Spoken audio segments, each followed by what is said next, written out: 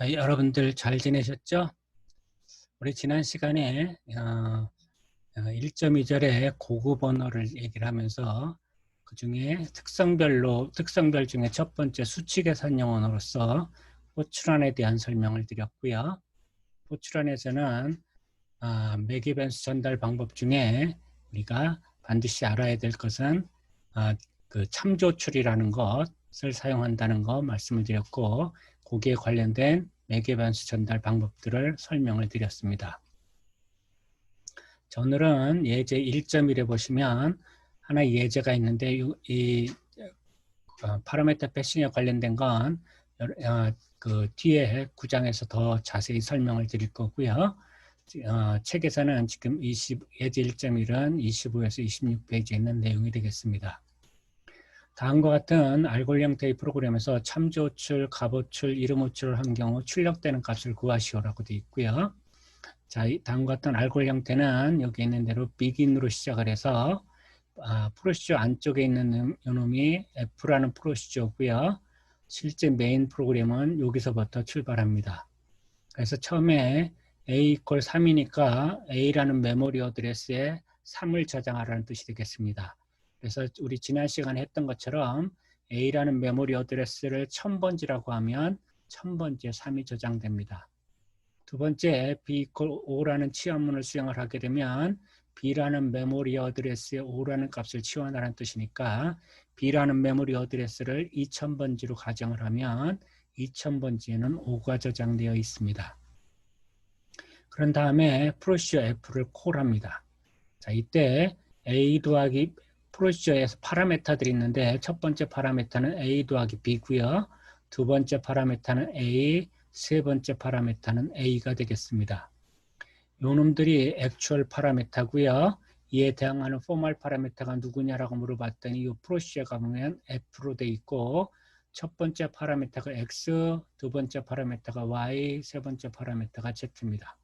그러면 X, Y, Z는 형식 매개 변수입니다.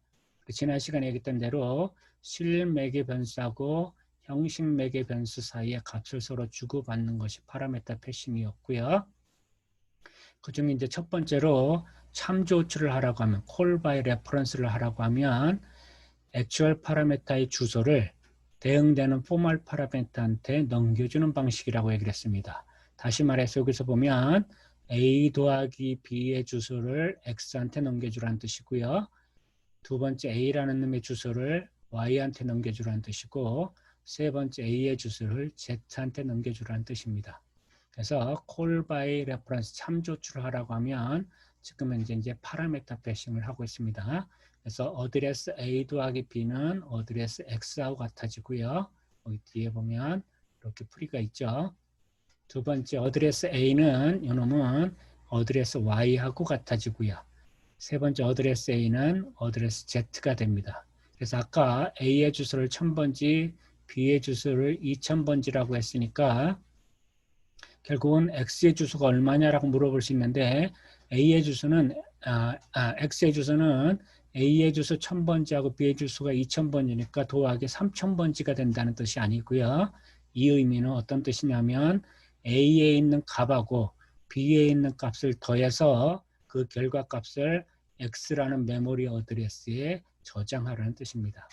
그래서 새로운 주소가 생기겠죠. 그래서 지금 A의 예를 들어 X의 주소를 3000번지라고 하면 아까처럼 도안 주소가 아닙니다. 3000번지에는 8이라는 값이 저장될 것입니다. 두 번째 파라미터가 어드레스 A하고 어드레스 Y가 같아지도록 해야 되니까 지금 어드레스 A가 1000번지죠. 이 1000번지의 주소하고 Y의 주소가 같아진다는 뜻입니다. 다시 말해서 Y의 주소도 1000번지니까 1000번지에 가면 지금 현재는 3이 저장되어 있다는 뜻이고요. 마찬가지로 A의 주소를 Z의 주소로 하고 같아지게 하라는 뜻이니까 A의 주소가 1000번지였었습니다. 그래서 Z의 주소도 1000번지가 됩니다. 그래서 결국은 A의 주소나 Y의 주소나 Z의 주소나 모두 다 1000번지로 바뀌어져 있고요. X의 주소는 좀 전에 예상했던 대로 3000번지라고 가정을 했습니다. 자, 이 상황에서 아까처럼 이제 프로그램을 실행을 하면 파라미터 패싱 요만큼까지 했고요. 그런 다음에 이 문장을 취합문을 수행하게 됩니다. y는 y 플러스 2를 하라고 하니까 아까처럼 요 값을 알아야 되죠. 요 y 값을 알기 위해서는 y의 어드레스가 몇 번지인지를 알면 됩니다. 아까 y 두 번째에서 y의 어드레스는 어떻게 되냐면 a의 어드레스니까 1000번지가 되는 거죠. 그래서 1000번지에 가면 지금 현재 3이라는 값이 있을 겁니다. 3을 꺼내와서 3 더하기 2를 하니까 5가 되겠죠. 5를 y의 주소에 넣으라고 했는데 y가 몇 번지냐? 1000번지라고 했죠. 그래서 바로 3이 있던 자리에 5로 바뀐다는 뜻입니다. 번지 수가 같습니다. 그래서 여기서 값을 바꾸니까 A의 값이 5로 바뀐 거나 똑같습니다. 1000번지의 주소에는 5가 들어가 있고요. 자, 이 문장을 수행하면 어떤 뜻이냐면 Z의 값을 꺼내오라고 하는데 Z 아까처럼 여기에 가보면 제가 풀이에 썼듯이 Z의 주소도 A의 주소였습니다. 그럼 1000번지를 가라는 뜻이죠. 자, 1000번지에 가면 1000번지의 군방 값이 얼마로 바뀌었느냐? 5로 바꿔놨지, 이놈이요. 그래서 5가 있을 겁니다. 그래서 꺼내서 5를 꺼내오라는 뜻이고요. 더하기 x를 하라고 그러는데 아까 x의 주소는 뭐였었냐면 처음에 주어져 있던 a하고 b의 값을 더해서 요 x에다 집어넣으라고 그랬으니까 거기에는 얼마가 들어가 있느냐? 8이 들어가 있었던 내용이죠. 그래서 8이 들어가 있으니까 결국은 z는 5 더하기 8을 해서 13이 될 것입니다. 그래서 지금 아까처럼 A의 주소에는 혹은 1000번지의 주소에는 5로 바뀌어져 있고요. 그 다음에 Z의 주소는 지금 Z의 주소는 아까처럼 다시 1000번지가 되는 거죠. 1000번지니까 13으로 바뀝니다. 그러니까 A의 주소, 그 다음에 Y의 주소, Z의 주소가 다 1000번지입니다. 1000번지의 주소가 13으로 바뀌었고요. 자, 그런 다음에 프로시저를 끝내고 리턴하면 프린트 A를 하랍니다. A는 아까처럼 몇 번지라고요? 1000번지죠. 1000번지의 마지막에 이 Z가 1000번지였고요. 13으로 바뀌었죠. 그러면 프린트 A를 하라고 그러면 call by reference에서는 13을 출력하면 됩니다. 이렇게 13이 출력이 됩니다. 그것이 첫 번째 call by reference를 설명한 얘기고요. 자, 이러다 보니까 지난 시간에 설명했던 것처럼 내가 값을 바꾸지 않았는데도 불구하고 나의 값들이 다 바뀌었죠. 그게 지금 누구냐면 A의 값입니다. A의 문장에 대한 값은 지금 요것밖에 없습니다. 그런데 나중에 여기서 프린트 A를 하라고 그랬더니 3이 아니라 13을 찍었죠. 그래서 내가 값을 바꾸지 않았음에도 불구하고 값이 바뀌었죠. 그 이유는 바로 call by reference 참조 호출을 했기 때문에 있고요.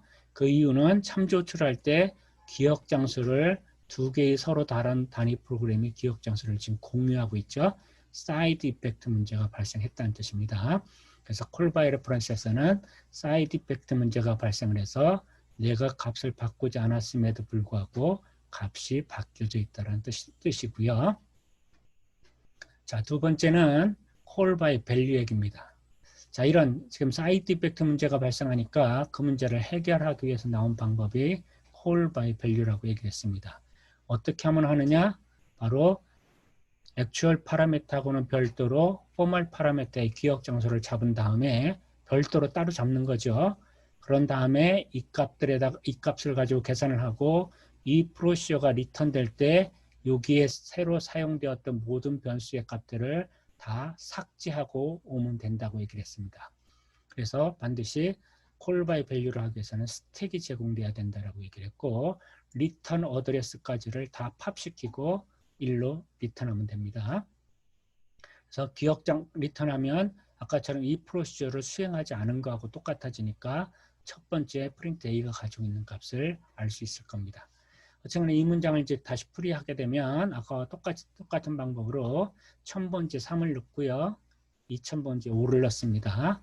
그 다음에 이는 call by value를 하라고 하니까 어떤 뜻이 되냐면 요놈하고는 기억 장소를 별도로 요놈에 대한 기억 장소를 잡아주려죠. 그래서 X를 아까처럼 3000번지로 잡았습니다. 3000번지에는 얼마를 집어넣으면 돼요? 8을 집어넣으면 되죠. 두 번째, y의 기억 장소를 새로 잡습니다. y의 주소에는 누구의 값을 넣느냐? a의 값을 넣으니까 이놈은 4000번지라고 가정을 하고 3을 어사인하면 되겠죠.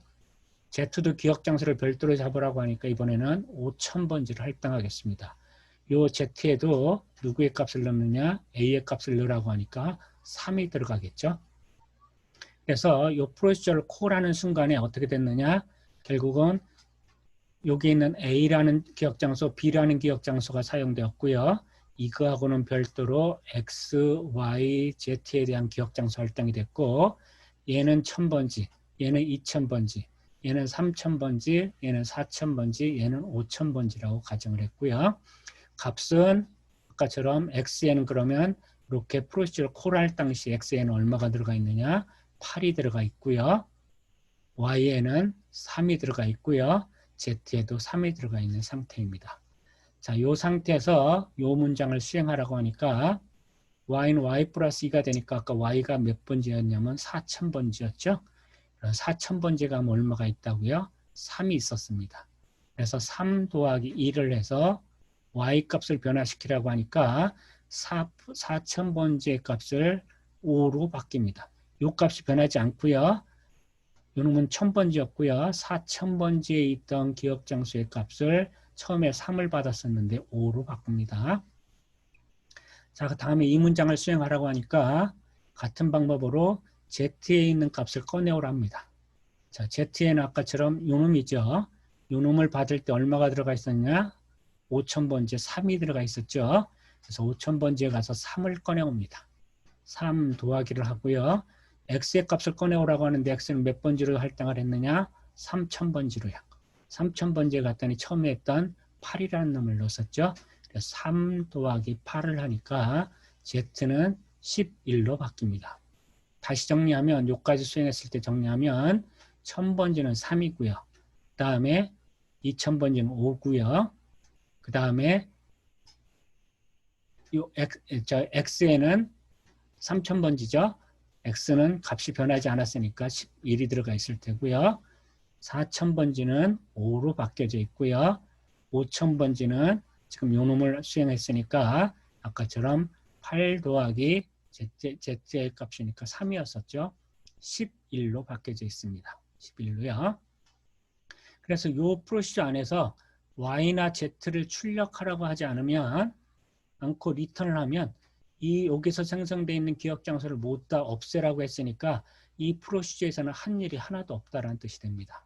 그래서 call by value에서는 반드시 어떻게 해야 되느냐? 중간의 내용을 알고 싶으면 반드시 이 프로시저 안에서 출력을 해야지만이 됩니다. 아니고 또한 이 값들을 전체 값에 영향을 주기 위해서는 우리가 보통 얘기하는 글로벌 베리어블로 사용을 해야지만이 되고요. 어쨌든 그렇지 않다라고 하면 일반적으로는 얘들은 다 팝이 돼서 아무것도 안 한 거하고 똑같아진다는 뜻입니다. 여기서는 아무것도 안 했기 때문에 이 프로시저가 끝나고 나면 X, Y, Z에 대한 기억 장소 할당한 것을 팝시키라는 뜻이죠. 다 제거하랍니다. 3000번지, 4000번지, 5000번지가 다 없어졌습니다. 그리고 리턴 된 다음에 A를 출력하랍니다. A는 아까처럼 1000번지였죠. 1000번지에 가면 아까 A 값은 바뀐 적이 없습니다. 3이 들어가 있었고요. 3을 출력하게 되어 있습니다. 그래서 아까처럼 내가 값을 바꾸지 않는 한은 값이 바뀌지 않았죠. 이런 것이 바로 call by value 기법입니다. C 언어에서 사용하는 기본적인 파라미터 패싱 방법이 바로 이와 같은 거죠. call by value를 사용하는 방법입니다. 자, 세 번째는 call by name을 하랍니다. 자, call by name은 어떻게 하는 것이냐면 형식 매개 변수에서 액츄얼 파라미터 이름이 사용될 때마다 형식 매개 변수에서 그 변수에 대응되는 포멀 파라미터가 사용될 때마다 그것을 액츄얼 파라미터로 바꿔주는 것입니다. 그래서 아까 요까지 이제 다 똑같고요. 1000번지, 3, 2000번지, 5입니다. 자, 파라미터 패싱 하라고 하면 지금처럼 요 파라미터들이 나타날 요 다음에서 X가 나타나면 A 더하기 B로 바꾸라는 뜻이고요. Y가 나타나면 무조건 A로, Z가 나타나면 무조건 A로 바꾸라는 뜻입니다. 그래서 이 프로그램을 이 명령어를 만나면 y는 y 플러스니까 y 대신에 뭘 쓰느냐? a로 쓰라는 뜻입니다. 그래서 이 문장은 a는 a 더하기 2라는 문장으로 바뀝니다. 자, a에는 얼마가 있었느냐? 아까처럼 1000번지에 3이 있었죠? 3 더하기 2를 해서 a의 값을 바꾸라는 뜻이죠. 다시 말해서 1000번지의 값을 바꾸라는 뜻입니다. 그래서 1000번지는 5로 바뀝니다. 이 값이요. 자, 그런 다음에 z는 z 플러스 x를 하라니까 z가 나타나면 a로 바꾸라고 했죠. 이놈은 a고요. a는 a 더하기 x가 나타나면 a 더하기 b를 쓰래죠. 그러면 a는 a 더하기 괄호 열고 a 더하기 b 괄호 닫고 하고 같아집니다. 그러면 첫 번째 a 값을 꺼내와야 되는데 a는 아까처럼 요놈에 의해서 5로 바뀌었죠. 5를 꺼내올 테고요. 그 다음 여기에서 다시 a 더하기 b라고 썼었죠. a는 다시 5를 꺼내올 테고요. b는 5가 있죠. 그래서 5 더하기 5 더하기 5가 될 겁니다. 그래서 15를 계산을 할 테고요. 15를 계산을 해서 아까처럼 요놈이 뭘로 바뀌어요? 다시 a죠. 그러니까 a의 주소 요놈이 15로 바뀝니다. 그런 다음에 프린트 a를 하라니까 1000번지에 가면 이 값은 얼마가 돼 있어요? 15가 출력된다는 뜻입니다. 그래서 아까처럼 첫 번째에서는 프린트 a 하면 13이 출력됐고요. 두 번째는 다 삭제하고 3이 출력됐고요. 원래 값. call by name을 하면 지금처럼 15가 출력되면 되겠습니다.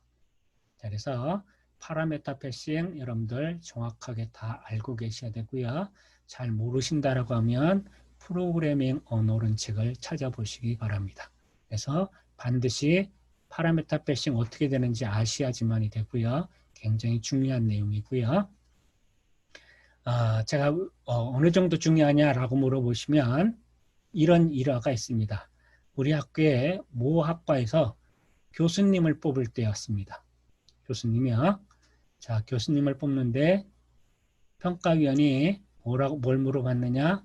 그분한테 면접 시간에 파라메타 패싱을 설명해 주세요라고 얘기를 했고요. 그 파라메타를 어떻게 설명하느냐?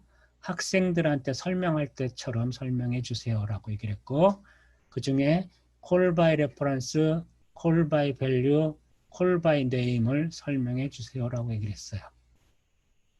그런데 그때 면접에 참여한 5분은 지금 이 내용들을 정확하게 설명하지 못했습니다. 그래서 사람을 뽑지 않았습니다. 교수님을 뽑지 않았습니다. 아까처럼 교수님을 뽑는 면접에 바로 이런 문제가 등장할 만큼 굉장히 중요하고 기본적인 것입니다. 여러분들은 그래서 기본적인 거기 때문에 알아야 된다는 뜻이고요. 특히 시험에서는 참조호출, 갑호출을 허용하고 있기 때문에 반드시 알아야 되고요.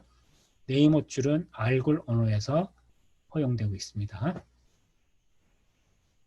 자, 그러면 이제 두 번째 언어로 넘어가도록 하겠습니다. 두 번째, 지금 첫 번째 언어가 포츄란이었고요. 이게 아까처럼 특성에서 수치 계산형 언어에서 되는 얘기입니다. 두 번째 수치 계산형 언어로서는 알골이 있고요. 알골은 알고리스믹 랭귀지의 약자입니다. 그래서 여기에 있는 대로 알고리스믹, 우리가 보통 얘기하는 알고리즘이라고 얘기를 하죠. 알고리즘을 가장 잘 표현할 수 있는 언어입니다. 그래서 초창기 언어 중에 사용이 많이 되었던 언어고요. 또한 군더더기가 없이 수학적인 개념을 많이 사용하는 언어입니다. 그래서 어쨌간에 초창기에 많이 사용됐었고 이 언어는 알골 60부터 출발해서 1960년도에 IS로부터 인정받았고요. 그 뒤에 나온 것이 알골 68도 있습니다. 그런데 이 알골은 뒤에 나온 언어들의 가장 영향을 많이 준 언어입니다. 어떤 언어에 가장 영향을 많이 줬느냐? 알골 다음에 나온 언어 중에 파스칼한테 제일 많이 영향을 줬고요. 파스칼에 가장 영향을 받은 언어가 바로 C 언어입니다. 알골, 파스칼, C는 같은 계열이라고 그래서 설명합니다. 그 이유는 지금처럼 영향을 다 줬다는 뜻이고요. 자, 이런 알골은 언어의 구조와 의미가 명료하고 다른 언어에 영향을 제일 많이 준 언어이고요. 이 알고리 언어에서 알아야 될 내용은 블락구조라는 개념. 우리가 블락구조라는 언어를 분류할 때 블락구조, 넘블락구조로 나눈다고 했는데, 혹은 어떤 블락구조 언어라는 것은 바로 알고리에서 제일 처음으로 사용을 했고요. 두 번째 여러분들이 리커전이라고 쓰는 제기법이요. 그 제기법도 알고리에서 제일 처음으로 사용이 되었고요. 세 번째, 그래머를 표현하는 방법 중에 제일 많이 사용하는 BNF라는 방법이요. 베쿠스 나르 폼이라고 배웠어요. 그 BNF라는 폼도 알고리에서 제일 처음으로 사용했고요. 그 다음에 여러분들이 이 프리 포맷, 픽스드 포맷은 잘 들어보시지 않았을 수도 있는데, 이 프리 포맷이라는 것도 또한 알고리에서 제일 먼저 사용한 개념입니다. 알고리에서 굉장히 중요한 개념, 요즘에 최근에 사용하고 있는 언어들 중에 이런 개념들을 모두 다 알고리에서 다 사용한 개념이고요. 자, 그래서 블락구조, 제기법, BNF, 프리 포맷은 여러분들이 알아야 된다는 뜻이고, 아까 우리가 계속 얘기했지만 이건 언어론 시간의 설명이 아니라 컴파일러 시간이기 때문에 가장 짧은 방법으로 설명을 하겠다는 뜻입니다. 자, 블락구조 앞에서 설명을 했었어요. 프로그램을 어떻게 하느냐? 프로그램을 작성을 할 때 여러 단계의 블락으로 나누어 작성할 수 있는 구조가 바로 블락구조라고 얘기를 했고요.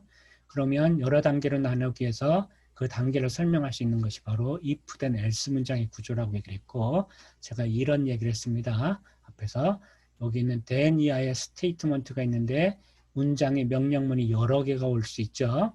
그랬을 때 then 이하고 else 사이에 여러 개가 왔다는 것을 어떻게 표시할 것이냐? 여러분들은 시연에서 중괄호 열고 중괄호 닫고로 말하는 거죠.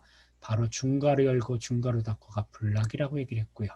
그렇게 여러 단계의 블락으로 나누어 프로그램을 작성할 수 있는 방법입니다. 그래서 if then else 구조가 블락 구조를 대표하는 개념이라고 얘기를 했고, 그래서 이것은 변수의 유효 범위가 블락 내로 제한되므로 메모리가 절약되고 에러의 가능성이 작아지는 그런 장점을 가지고 있고, 우리가 언어를 블락 구조, 난블락 구조 언어로 구분할 때 블락 구조의 개념들이 훨씬 더 좋은 언어라고, 현재 좋은 언어라고 설명하고 있습니다. 하지만 60년대에는 블락 구조 개념보다는 난블락 구조 언어 개념이 훨씬 더 좋은 언어라고 평가를 받았었고요.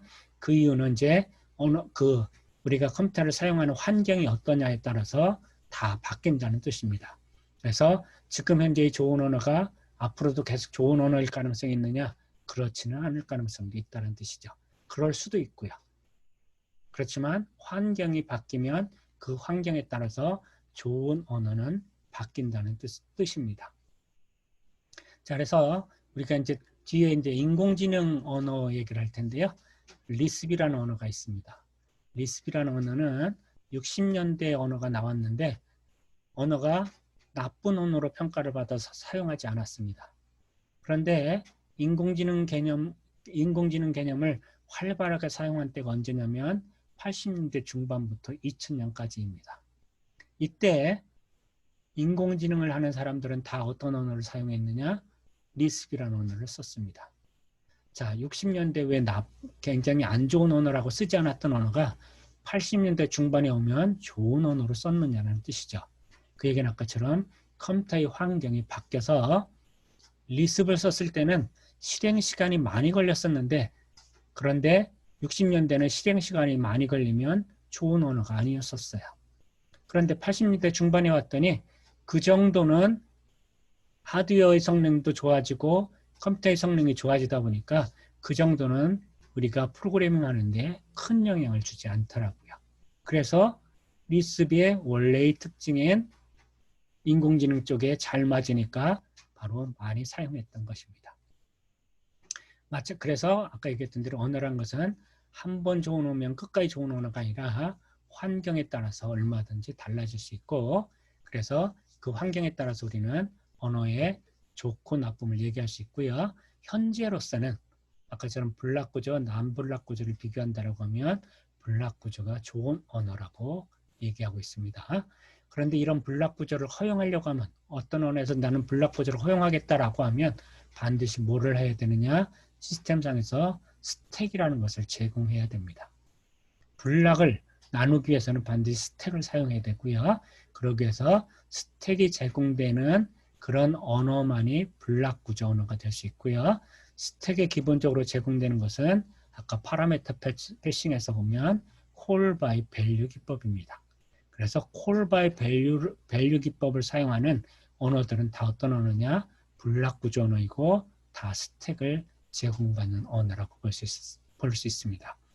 반면에 첫 번째로 얘기한 포트란이라는 언어는 지금처럼 블락 구조가 아닙니다. 그래서 스택이라는 것이 없습니다. 여러분들이 어떤 프로그램을 풀 때 포트란을 가지고 푸는데 내가 스택을 써야 되겠다. 그래서 스택을 사용하시면 에러가 바로 발생을 합니다. 포트란에서는요. 아까처럼 스택이 제공되지 않기 때문에 그렇습니다. 그래서 포트란에서 스택을 사용하고자 한다고 하면 여러분들이 스택 함수를 따로 만들어서 그것을 이용해야지만이 되는 불편함이 있습니다. 어쨌간에 그래서 지금처럼 call by value 기법을 하는 언어들은 블락 구조 언어고 현재로서는 블락 구조 언어가 non 블락 구조 언어보다는 좋은 평가를 받고 있고요. 두 번째 리커전이라는 개념은 제기법이라고 얘기를 하고요. 여기 있는 대로 수학적 기납법이라고도 불리는 제기법은 자신을 정의하거나 자기 자신을 재참조하는 방법이죠. 그래서 많이 사용하는 것이 팩토리얼을 계산할 때 하는 거죠. n 팩토리얼을 계산하라고 하면 원래는 1 곱하기 2 곱하기 3 곱하기 쭉 해서 n까지를 곱하는 값이 되는 거죠. 그래서 일반적으로 반복문을 써야 되는데 그렇게 정리하지 않고 n 팩토리얼은 n 곱하기 n-1 팩토리얼로 정의하는 거죠. 그래서 n 팩토리얼을 예를 들어 10 팩토리얼을 계산하라고 했더니 n 값이 10입니다. 그래서 10 곱하기 한 다음에 9 팩토리얼을 계산하라고 했더니 9 팩토리얼은 값을 모른대요. 그래서 어떻게 하느냐? 10 팩토리얼을 부르는 n 팩토리얼 다시 자기 자신을 콜해야 된다는 뜻입니다. 거기 가서 n 값을 9로 바꾼 다음에 콜을 하면 9 팩토리얼을 함수를 콜하게 되는 거죠. 그럼 또 9 팩토리얼은 어떻게 되느냐? 9 곱하기 8 팩토리얼이 되는 거고 8 팩토리얼을 모르니까 다시 또 부르는 거죠. 이렇게 해서 자기 자신을 계속 재참조하는 방법이 리커전 방법입니다.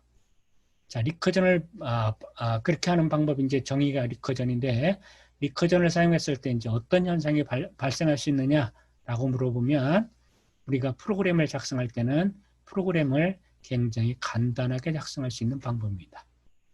리커전 방법을 쓰면 반복법을 쓸 때보다도 프로그램을 굉장히 단순하게 만들 수 있지만 실행 시에 보면 리커전으로 프로그램을 작성해 놓으면 실행 시간이 반복법보다는 굉장히 많이 걸립니다. 또한 메모리도 많이 요구한다는 단점을 가지고 있습니다. 그 이유는 왜 실행 시간이 많이 걸리느냐? 자기 자신을 콜할 때마다 계속 자기 자신에 해당되는 함수를 콜해야 되고요. 그 함수에 관련되어 있는 내용물을 스택 속에 계속 싸는 방법이기 때문에 결국은 스택에 있는 내용물이 계속 팝되면서 결국은 나중에 거꾸로 수행이 돼야 되고요. 그래서 실행 시간이 많이 걸리고 또한 지금처럼 프로시저 안에 계속 그 스택들에게 쌓아놔야 되기 때문에 메모리도 많이 요구한다는 단점을 가지고 있습니다. 그런데 왜 실행 시간도 많이 걸리고 메모리도 많이 사용하는 리커전을 쓰라고 하느냐? 아까처럼 프로그램을 작성할 때 단순하기 때문입니다. 자, 그래서 지난해 제기법이라는 것이 뭔지 설명했고 장단점 설명했고요. 이런 제기법을 제일 먼저 사용한 언어가 알고리였고요. 자, BNF 여기 있는 대로 베쿠스 나룻폼이고요. 문법을 표현할 때 가장 많이 사용을 했고요. 그 이유는 문법 중에 타입 2 문법을 가장 잘 표현할 수 있는 방법이었고요. 그런데 이 방법은 어떤 거였느냐? 메타 심볼을 세 가지를 사용해서 그래머를 표현하는 방법이었죠. 치환을 나타내기 위해서는 점 내기 이퀄을 썼고요. non 터미널 표시하기 위해서는 앵글 브라켓 열고 닫고를 썼고요. 오어 선택을 표시하기 위해서는 bar를 사용했어요. 이 세 가지의 메타 심볼을 사용해서 문법을 표현하는 것을 우리는 BNF라고 얘기했고요. 자세한 것은 3장에서 다루지만 이것보다 더 자세한 것은 여러분들이 오토마타 시간이나 프로그래밍 언어론 시간에 배워야 되는 내용입니다. 그래서 어쨌든 이런 BNF 방법 알골에서 제일 먼저 사용을 했고요. 현재도 가장 많이 그랜마를 표현하는데 가장 많이 쓰고 있고요. 이게 이제 내용을 설명하지는 않았지만 프리 포맷, 그다음에 픽스드 포맷이라는 것이 있습니다.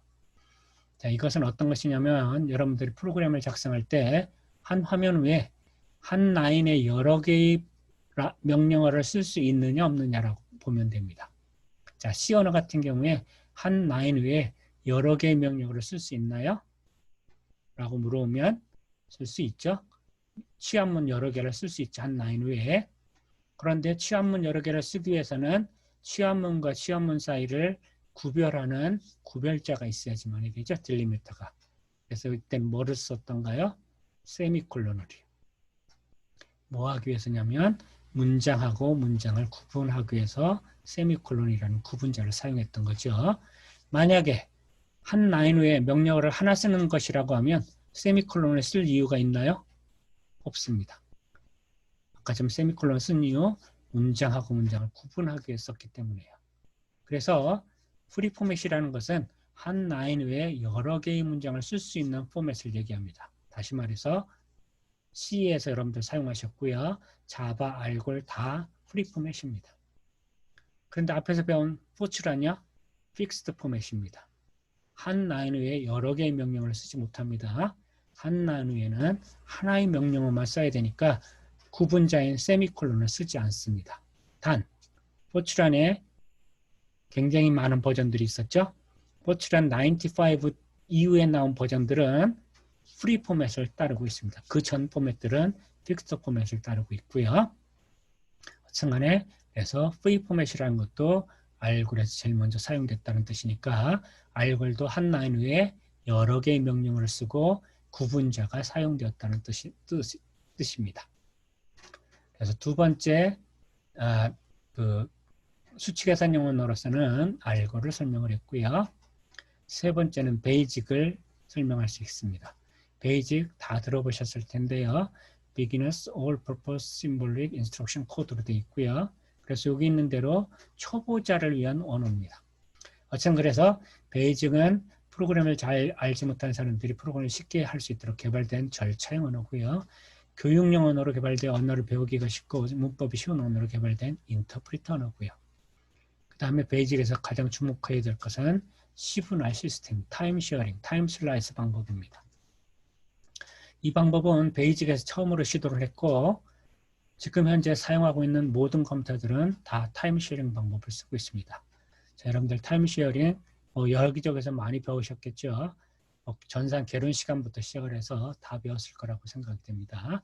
시간을 쪼개서 사용하는 방법이요. 그래서 제일 많이 예를 드는 것이 윈도우에서 화면 위에 여러 개의 태스크들, 여러 개의 화면을 띄우는 거죠.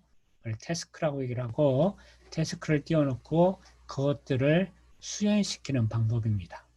수행을 시키는데 5개의 만약에 태스크를 윈도우 안에 띄워놓고 띄워놨을 때 우리는 5개의 태스크가 동시에 돌아가느냐라고 물어봤을 때 그건 아닙니다. 동시에는 수행되지 않습니다. 자, 그것은 여러분들이 우리가 이제 많이 아는 것 중에 예를 들어 디렉토리를 카피하라고 하면 시간이 좀 많이 걸리죠. 그런 것을 5개를 한번 윈도우를 띄워놓고 다른 디렉토리를 다 카피하라고 하고 그러면 5개의 객체들이 다 수행되고 있는 것을 화면으로 볼 수 있을 겁니다. 그러면 아까 얘기했던 대로 5개가 동시에 수행되고 있느냐? 그건 아니라는 거죠. 5개가 동시에 수행되면 우리는 그것을 병렬 처리 시스템이라고 얘기를 하고 있고요. 5개가 동시에 돌아가는 것처럼 보여달라고 하면 그것은 타임 쉐어링 방법입니다. 자, 동시에 돌아가도록 아까처럼 어떠한 순간에 보면 한 프로그램만 수행한다는 뜻입니다. 그런데 그러면 뭐 순차적으로 온 거하고 그 다음에 5개를 띄워놓고 한 거하고 무슨 차이가 있느냐? 차이가 없을 듯이 보이지만 차이는 굉장히 많습니다. 그래서 제가 이 예제를 많이 사용하는 것 중에 복사집 얘기를 많이 듣습니다. 자, 복사집에 복사기가 한 대입니다. 그러면 우리가 얘기하는 CPU가 하나짜리를 얘기하고 있죠. 복사기가 여러 개 있으면 CPU가 여러 개 있는 거죠. 그죠? 그럼 병렬 처리 시스템이라고 설명할 수 있을 테고요. 어쨌든 복사기가 한 대가 있는데 첫 번째 사람이 예를 들어 복사를 하러 오는데 한 장을 복사하는데 1초가 걸린다라고 가정을 했을 때 첫 번째 사람이 복사를 하러 오는데 10,000장을 복사하러 왔습니다. 그럼 10,000초가 걸리는 거죠. 그런데 두 번째 사람이 바로 뒤이어서 왔는데 한 장을 복사하러 왔습니다. 자, 그러면 두 번째 사람 입장에서 이제 고민이 많습니다. 첫 번째 사람한테 물어봅니다. 몇 장 복사하실 거예요? 그랬더니 10,000장 복사한답니다. 그러면서 시간이 좀 걸려요. 라고 하니까 두 번째 사람이 이 말을 할까 말까 고민을 많이 합니다. 그러다가 다시 똑똑합니다. 혹시 제가 한 장을 복사하려고 왔는데 제가 먼저 하면 안 될까요? 라고 질문을 합니다. 그럼 첫 번째 사람이 아무런 문제가 없다는 듯이 예, 그렇게 하시죠. 라고 합니다. 그러고서 두 번째 사람이 한 장을 복사하고 나서 나머지를 복사하고 갑니다. 자, 제가 이번에는 상황을 바꿔놨습니다. 첫 번째 사람이 한 장을 복사하러 갔습니다. 자, 두 번째 사람이 한 장을 복사하려고 하는데 들어왔어요. 그런데 10,000장을 복사하러 왔습니다. 두 번째 사람이 시간이 급하다 보니까 어떻게 하냐면 앞 사람한테 똑똑합니다. 혹시 제가 10,000장을 복사하려고 하는데 제가 먼저 하면 안 될까요? 라고 얘기를 합니다. 그랬더니 첫 번째 사람이 아까는 분명히 첫 번째 사람이 뭐라고 했냐면 예, 그렇게 하시죠 라고 얘기를 했는데 이번에는 정신 나간 사람을 쳐다보시지 이상하게 생각합니다. 그러고 말도 안 된다는 얘기를 합니다. 자, 아까 상황에서는 왜 아무 문제 없이 된다고 얘기를 하고 두 번째 상황에서는 정신 나간 사람 취급을 할까요? 혹시 생김새가 달라서 그럴까요? 그건 아니죠. 왜 그럴까요? 바로 수학적으로 계산을 해보진 않았지만 이미 본인에 대한 코스트를 따져봤다는 뜻입니다. 자, 그래서 이렇게 할 수 있어요. 첫 번째 상황의 경우에 어떻게 됐냐면 첫 번째 사람이 10,000장을 복사하기 위해서는 10,000초가 걸리는 거죠. 한 장 복사하는데 1초라고 가정했으니까 만약에 처음 상황대로 하면 10,000장을 복사하기 위해서 10,000초가 걸리니까 이 사람의 효율은 1입니다. 그죠? 자, 두 번째 사람은 한 장을 복사하러 왔는데 10,000장을 복사한 다음에 한 장을 복사하니까 1초 걸릴 걸 얼마 만에 해요? 11,000초 만에 하는 거죠. 그죠? 그래서 효율에서 보면 11,000배가 안 좋아집니다. 매우 안 좋은 시스템이라고 얘기를 하는 거죠. 그죠? 자, 그런데 아까처럼 두 번째 사람이 와서 똑똑했습니다. 그러고 바꿔달라고 했더니 바꿔준답니다. 그러면 뭐가 달라졌느냐? 라고 보면 두 번째 사람이 첫 번째로 와서 먼저 하고 되면 이 사람은 1초 할 걸 1초 만에 하죠. 그래서 성능이 1입니다. 아까는 11,000배였고요. 그럼 이 사람은 11,000배가 좋아진 거죠. 엄청나게 좋아진 겁니다. 효율이요. 두 번째 사람 볼까요? 처음에 줄을 앞에 갖다가 바꿔줬어요. 그러고서 원래는 10,000초 걸리던 것이 얼마에 해요? 11,000초 만에 하네요. 맞죠? 그러면 효율은 1.0001이 됩니다. 아까 효율이 1이었었죠. 1하고 1.0001하고는 거의 차이가 없습니다. 그래서 두 번째 사람 불만이 없습니다. 첫 번째 사람 대만족했고요. 아까처럼 순서를 누가 해주느냐, 시간을 쪼개서 봤더니 각 사람의 효율이 다 달라지더라는 거죠. 그죠? 그래서 아까 두 번째 사람이 한 장을 복사한다고 했을 때 효율이 달라지지 않으니까 하라고 했어요. 자, 두 번째 상황 볼까요? 똑같은 상황에서 바꾸자고 얘기를 하니까 어떻게 돼요? 두 번째 사람이 10,000장을 먼저 하는 거잖아요. 그럼 이 사람은 효율이 1로 되는 것이고요. 첫 번째 있던 사람이 두 번째 하니까 이 사람은 1이었던 것이 11,000로 바뀌는 거죠. 그러니까 두 번째, 당연히 첫 번째 있었던 사람이 두 번째 있는 사람한테 먼저 하라고 하고 자기가 기다렸다가 할 이유가 없는 거죠. 11,000배가 나빠지니까요. 그래서 이 친구는 내가 이렇게 나빠지는 걸 생각해 봤어, 안 봤어? 이렇게 생각하면서 정신 나간 사람이라고 생각한다는 거죠. 그래서 바로 아무것도 아닌 것처럼 보이지만 타임쉐어링 엄청 좋은 시스템이고요. 그래서 여러분들이 쓰고 있는 모든 시스템에는 다 타임쉐어링을 기본적으로 사용하고 있습니다. 이제까지 컴퓨터 기술 중에 나온 기술 중에 가장 좋은 기술이 뭐냐라고 물어보면 대부분 사람들은 타임쉐어링 시스템이라고 대답하고 있습니다.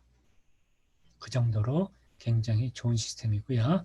이놈을 하기 위해서는 우리가 폰 노이만 방식의 스토어드 프로그램 방식이라는 것이 필요로 하고 있습니다. 그건 여러분들이 개론책이나 이런 데를 찾아보시기 바랍니다. 저층간에 타임쉐어링 방법을 베이직에서 처음 사용했고요. 베이직은 사실은 베이직 자체보다는 비주얼 베이직이라는 언어가 나오면서 훨씬 더 각광을 받았고요.